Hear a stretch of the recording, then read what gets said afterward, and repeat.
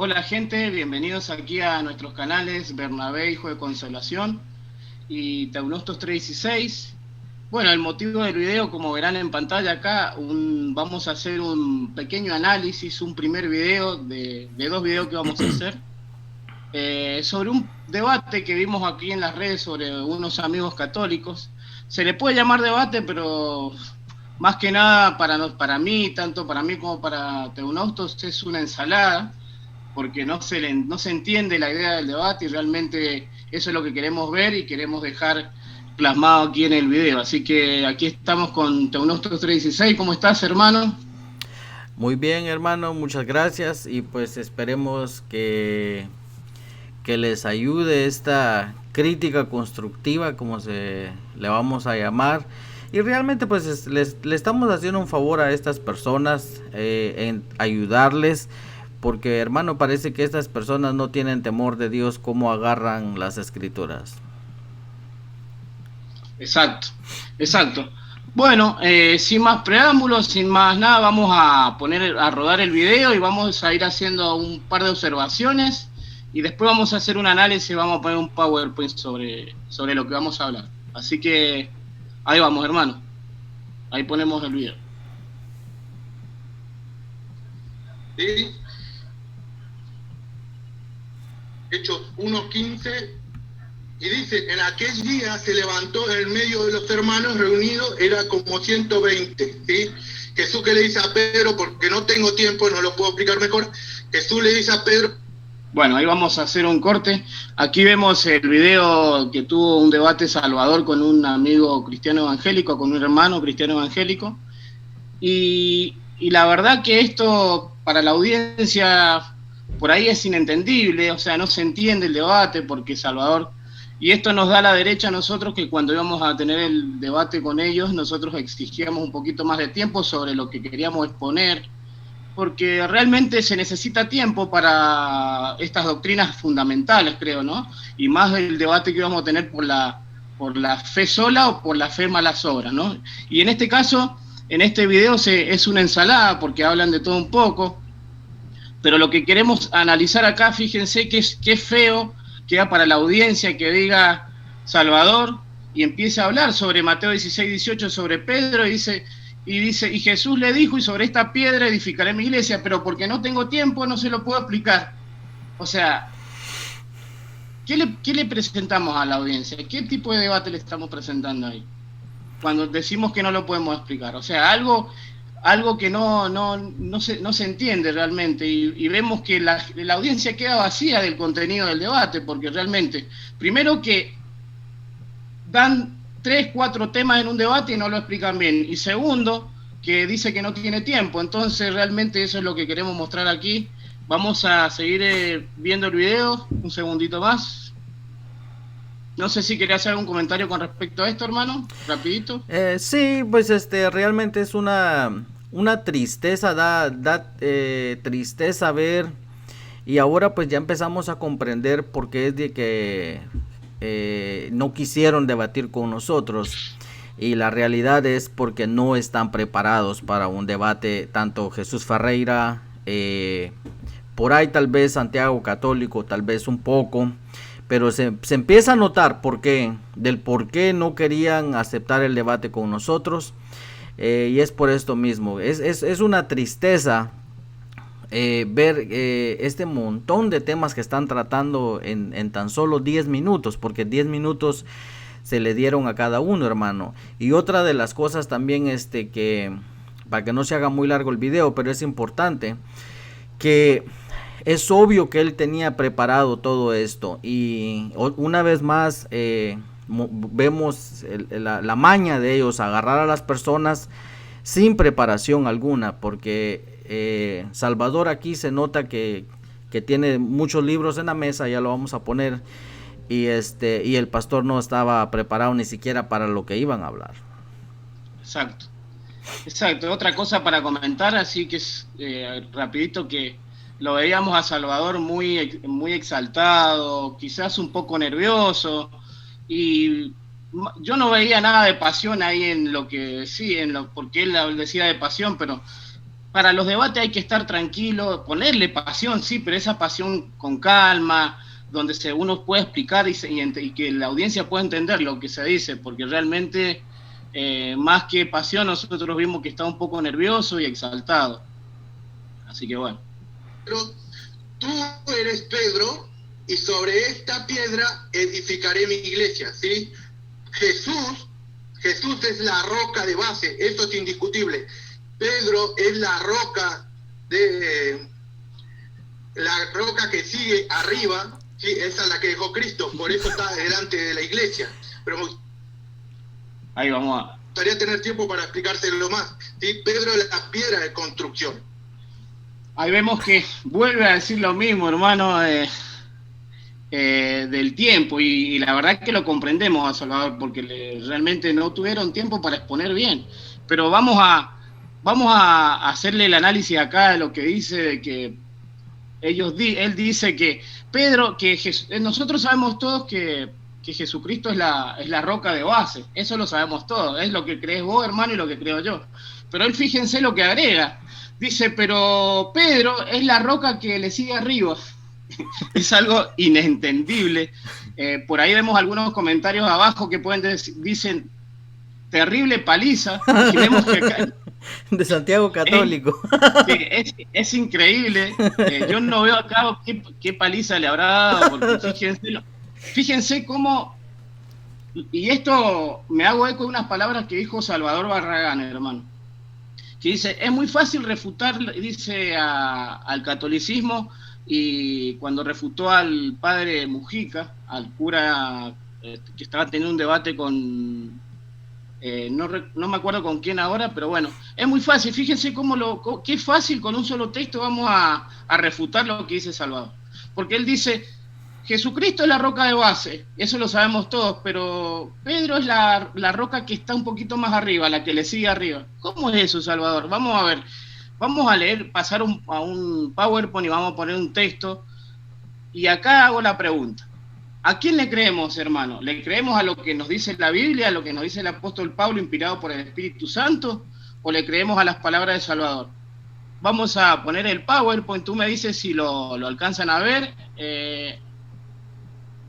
¿Me decís, hermano, si lo ven? Ahí está, hermano. Bien, ahí tenemos 1 Corintios 3, 10 y 11. O sea, la pregunta que me hago acá... aquí Salvador estaría contradiciendo las palabras de Pablo, ¿no? Inspirado por el Espíritu Santo. Fíjese, vamos a leer rápido, dice, conforme a la gracia de Dios que me fue dada, yo como sabio arquitecto, dice Pablo, puse el fundamento. Fijémonos, ¿en dónde puso el fundamento Pablo? ¿Sobre Pedro o sobre Jesucristo? Vamos a ver, y él lo contesta acá. Dice, y otro edifica sobre él. Pero cada uno tenga cuidado cómo edifica, y aquí vamos al 11, 1 Corintios 3, 11, pues nadie puede poner otro fundamento que el que ya está puesto. ¿Y cuál es? Jesucristo. Pablo nos lo dice. O sea, ¿a quién le creemos? ¿A las palabras de Salvador o a lo que nos está diciendo acá el apóstol Pablo? Que nadie puede poner otro fundamento ni más arriba, ni más abajo, ni en el medio, ni al costado, ni en ningún lado, porque el único fundamento es Jesucristo. ¿Y cómo es eso que él dice que hay una roca un poquito más arriba? Así que bueno, hermano, esta es la primera partecita, no sé si querés comentar algo por mientras voy a la otra carpeta. Sí, yo creo que hace como 1 año y medio que yo abrí mi canal, y les recomendé, y lo voy a volver a hacer, que vayan a un instituto bíblico. La iglesia católica tiene muchos, pero también por ahí pues podemos hablar un poquito de la decadencia de la teología católica. Ahora en día, hermano, pues parece que salen a la calle y agarran a pordioseros, les ponen una túnica y ya eres apologista católico, porque dicen unas barbaridades de cosas como la que me estabas compartiendo el otro día, claro, del supuesto apologista que había refutado a señor, ¿cómo es que se llama este señor pastor? Gutiérrez, ¿no? Gutiérrez. Sí, es increíble las barbaridades que están diciendo, hasta dónde están llegando. Y pues hoy vamos a mostrar una también. Están mintiendo descaradamente los apologistas católicos. Y pues el mensaje, la recomendación para estos tres amigos, Jesús Ferreira, que parece que es el que conduce todo ahí, y los otros dos son los pupilos, los gatitos de él, como como se dice por acá, que vayan a la escuela, que se preparen, porque la palabra de Dios se tiene que tratar con respeto. No se puede tomar así a la ligera y decir las barbaridades que están diciendo. Exacto. Hermanos, bueno, aquí tenemos el PowerPoint. Fíjense, se alcanza a ver bien, ¿no? Ahí está bien, hermano. Fíjense, a la derecha en mi pantalla, aquí vamos a ver si realmente, como dice Salvador, qué es lo que le trataba de exponer al pastor, si Cristo quiso dejar a Pedro como el pastor de la iglesia, como el papa de la iglesia, como le llama la iglesia católica, ¿no? Como el fundamento, el que le sigue arriba, dice Salvador. Y vamos a ver, fíjense aquí, quiero que entiendan un poco. Por un lado tenemos a la parte derecha la porción que le falta a Mateo 16-18, que le falta, por ejemplo, acá el texto de Marcos 8, de 27 al 30, que es la porción de Mateo 16-18, que dice: yo también te digo que tú eres Pedro, y sobre esta roca edificaré mi iglesia, y las puertas del Hades no prevalecerán contra ella. Es muy importante la palabra edificaré, que la vamos a explicar ahora en un ratito, pero fíjense, esto no lo veo en los debates, hermanos, que han tenido católicos con protestantes, evangélicos. Realmente he visto que se focalizan solamente en Mateo 16-18, pero no he visto que van al texto, hermano, y que analizan el texto. No he visto que analizan, por ejemplo, número uno, el pensamiento del autor y la idea de Jesús ahí en el texto. ¿Qué es lo que quería transmitir Jesús sobre la pregunta que hace a los discípulos? ¿No? ¿Y qué? Porque Jesús dice, ¿y quién salió? Vamos a leer una partecita ahí. Salió Jesús con sus discípulos a las aldeas de Cesarea de Filipo, dice, y le preguntó: ¿quién dicen los hombres que soy yo? Esa es la pregunta que hace Jesús. Y después de esa pregunta se la traslada a los discípulos. No vamos a extendernos en el texto porque sería muy largo, les dejamos las porciones ahí, pero hay algo muy importante acá, que es primero el pensamiento del autor. ¿Qué es lo que nos quería decir el autor y qué es la idea de Jesús que quería transmitir al hacer esa pregunta? Y nosotros lo vamos a observar aquí porque tenemos la porción de Marcos 8, 27, 30, tenemos, y fíjense que lo único que aparece, que lo tenemos subrayado acá en amarillo a la parte izquierda de la pantalla: tú eres el Cristo, la confesión de Pedro. Si vamos a Lucas 8, 18 al 21, también va a decir, ustedes lo pueden ir a corroborar, dice: tú eres el Cristo, la confesión de Pedro. Obviamente, Mateo 16, 18 dice: tú eres el Cristo, el Hijo del Dios viviente, la confesión de Pedro. Fíjense, en los tres textos paralelos son por algo se les llama los evangelios sinópticos. Vamos a hablar un poquito al final sobre eso. Y fíjense, ¿cuál era la idea ahí? Tú eres el Cristo, el Hijo del Dios viviente, en los tres evangelios. Fíjense que en los otros dos evangelios, tanto en Marcos como en Lucas, no aparece la porción de Mateo 16, 18, yo te digo que tú eres Pedro. No aparece, porque no era la idea de que tenía ni el autor ni Jesús de transmitir, ¿no? Fíjense también que esto también es importante, que esto tampoco lo vemos en los debates sobre este tema. Sí lo hemos visto en un análisis que tú lo has hecho en el canal, hermano, en tu canal. Se lo recomiendo a los dos videos que tiene sobre el primado de Pedro. Vamos a dejar los links del canal, de los canales más abajo.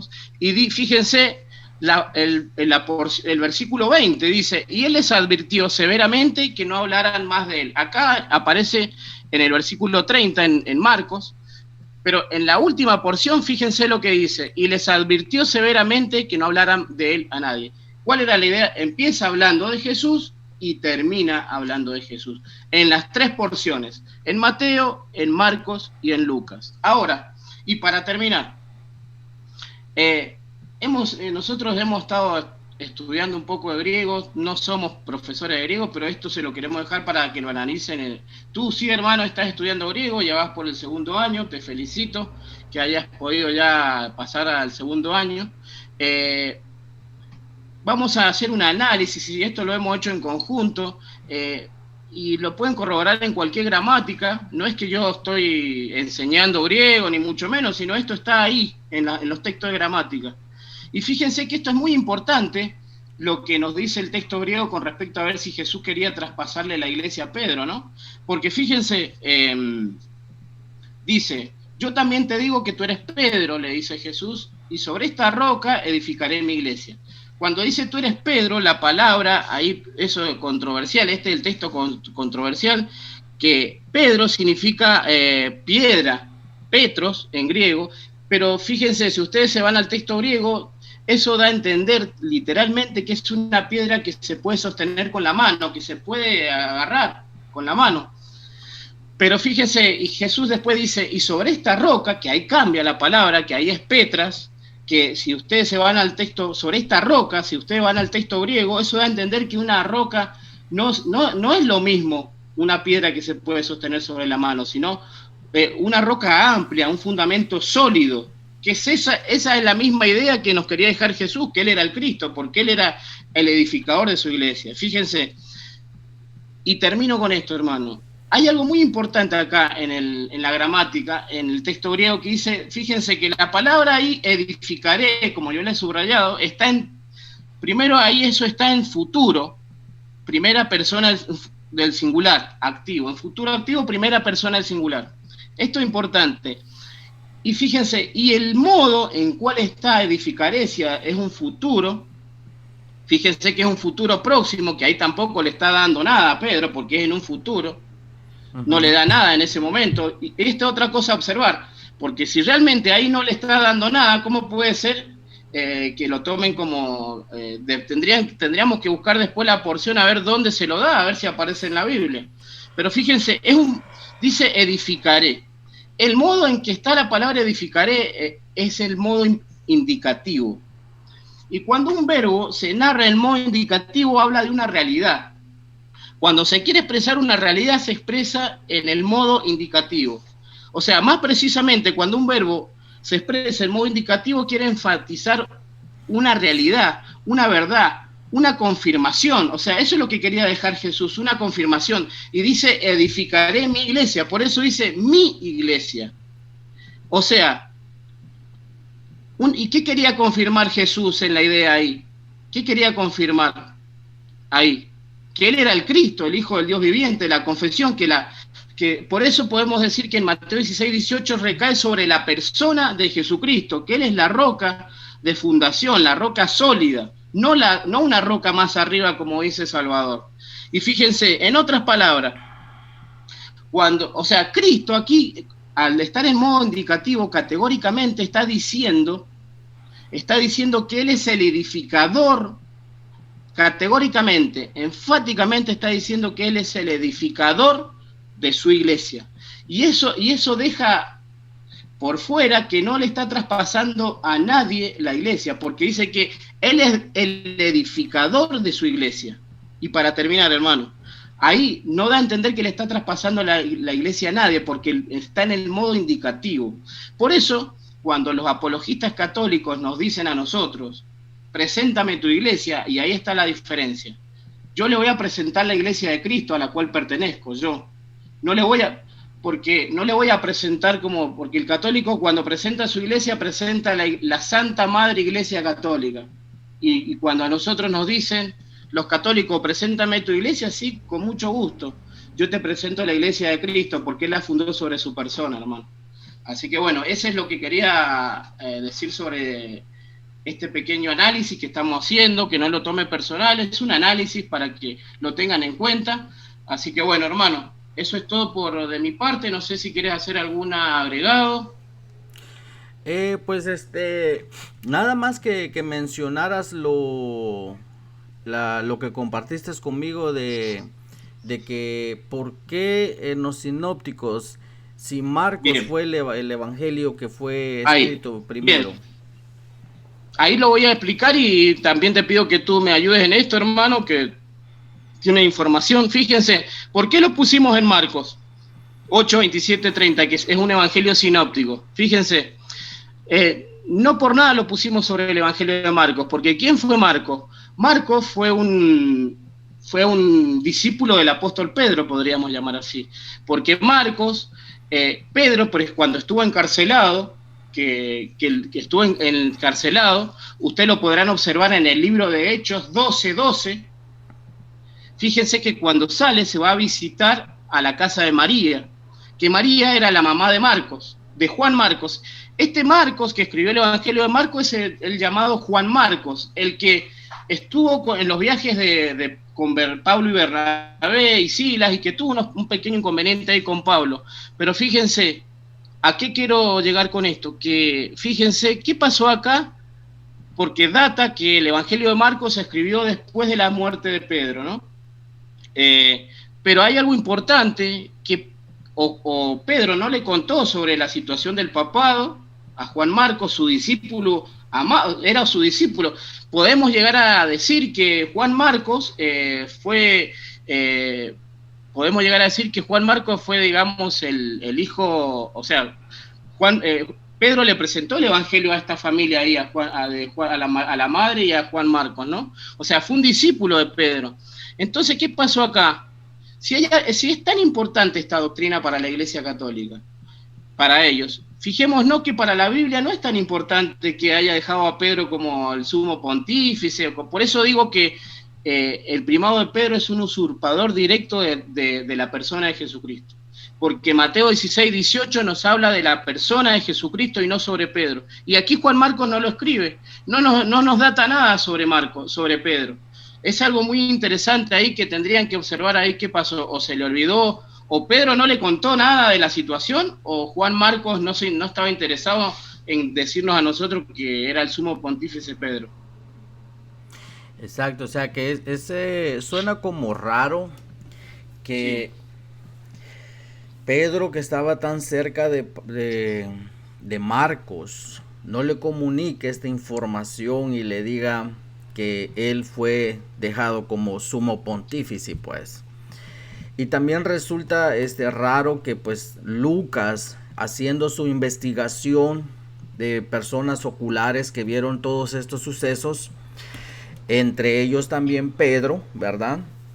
Entonces no se le comunica esta información también con respecto a Pedro, de que él era el sumo pontífice. Y podemos traer muchas pruebas, se han traído muchas pruebas, se ve en el libro de los Hechos que Pedro es el de la voz, ¿no? El representante en los primeros 12 capítulos, pero de ahí se desvanece y ya después toma las riendas Pablo.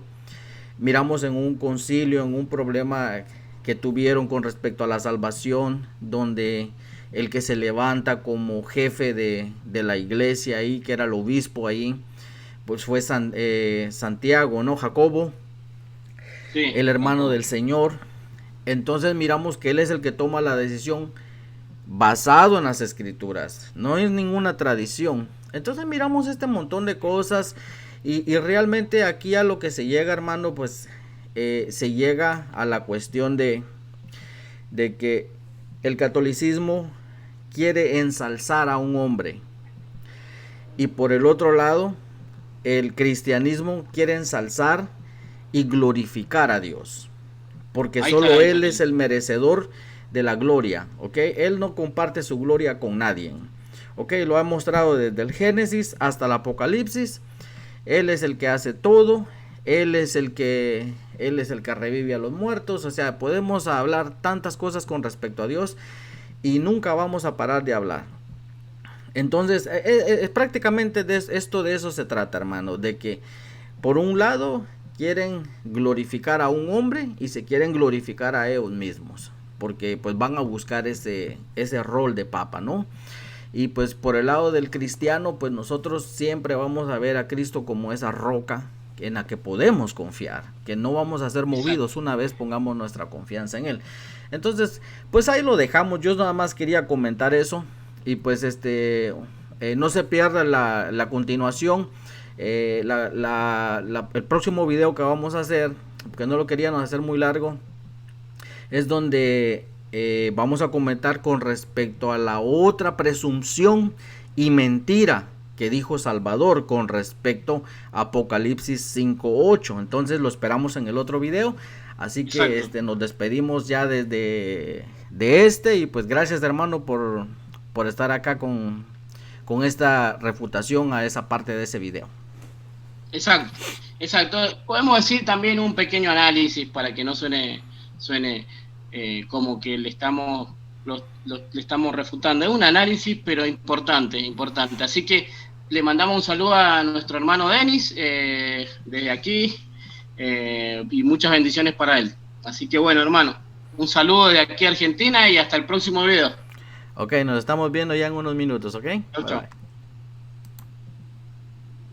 ¿Cuánto?